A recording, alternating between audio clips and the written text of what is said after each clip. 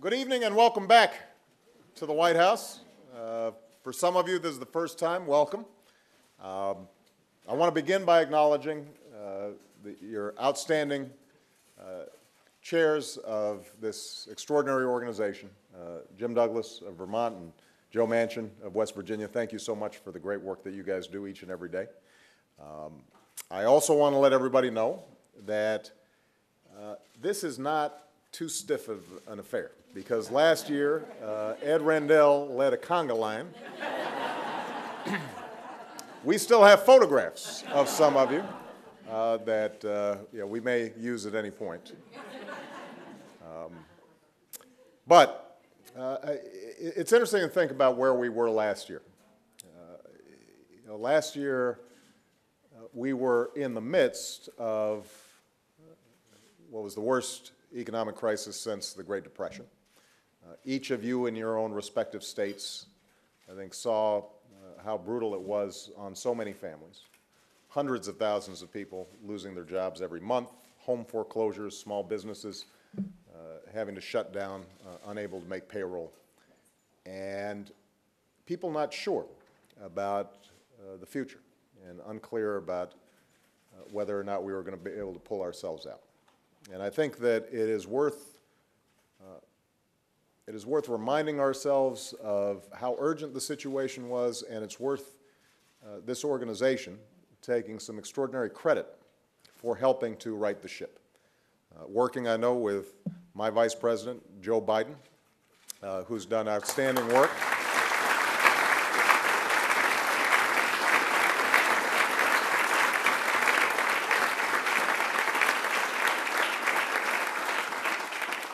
We took some swift and decisive action, and because of that swift and decisive action, not only were folks in your states able to get unemployment insurance and get COBRA at a much cheaper rate, not only were you able to fill some of those budget holes that I know are still tough, and I suspect we'll be talking about tomorrow, but we also started to begin entire new industries and start moving towards an extraordinary future through some of the infrastructure projects and research and development, clean energy projects that so many of you have been leaders of.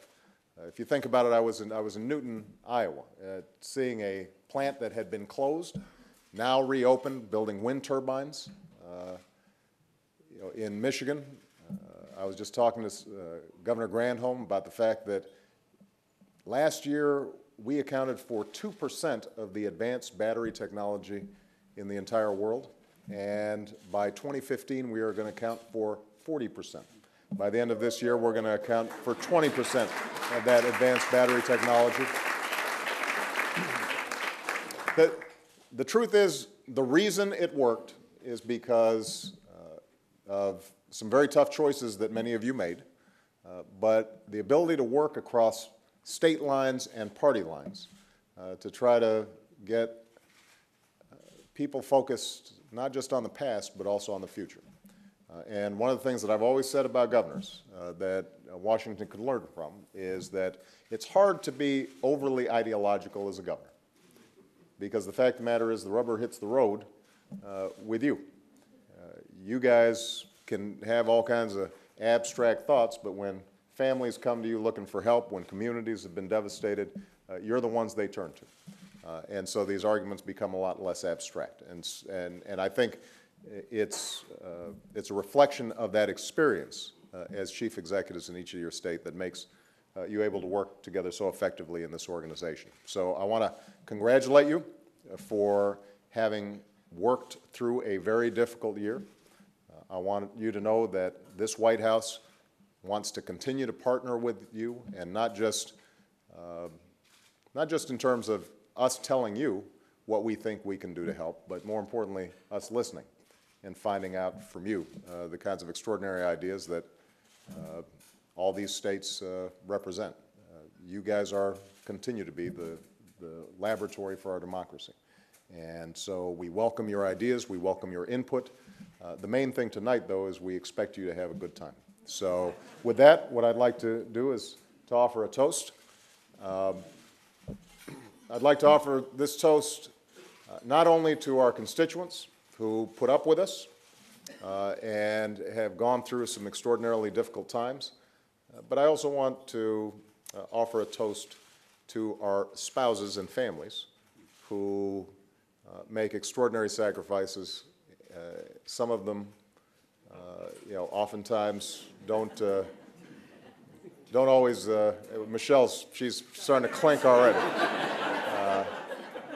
But our families, our children, all those people who are so supportive of these extraordinary efforts that we're making. So, cheers, everybody. Cheers. Cheers. All right. There you go. Dinner is served. Oh, well, wait. This is not the waiter.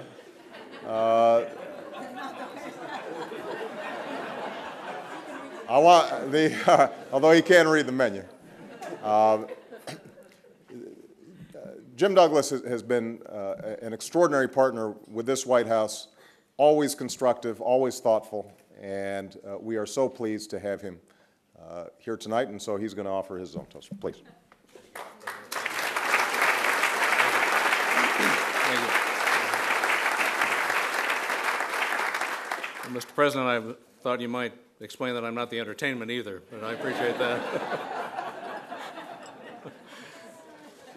Mr. President, on behalf of all of my colleagues and the spouses and guests of the governors who are here tonight, I want to thank you for your hospitality. As you may know, yesterday the First Lady addressed the National Governors Association. We appreciated her message, and she gave us a little hint and said that you were working on your dance moves up at Camp David.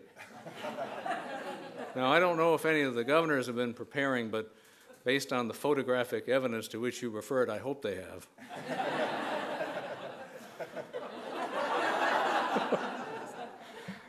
Well, this is a challenging time for all of us to serve as chief executives at the federal or state level. It's an economy that's still undergoing a great deal of stress, as you noted. Many of our friends and neighbors are struggling to get by. It's so essential that we all work together in the public interest to bring our states and the American people back to a position of prosperity so that we can move our country into a prosperous future. This is also a time when we are sending young men and women abroad to serve in uniform. And as Commanders-in-Chief of our National Guards, we share your commitment, Mr. President, to their well-being. We appreciate your leadership, your support and care of our men and women in uniform. The framers of our country designed a federal system with certain responsibilities for the federal government and others reserved to the states. And it's our responsibility as their successors to maintain that delicate and creative fabric of governance to continue to act in the best interests of the people whom we serve. So, Mr. President, on behalf of the governors of America and others here tonight, I want to offer a toast to you, to the First Lady, and to the people of this great country. Cheers.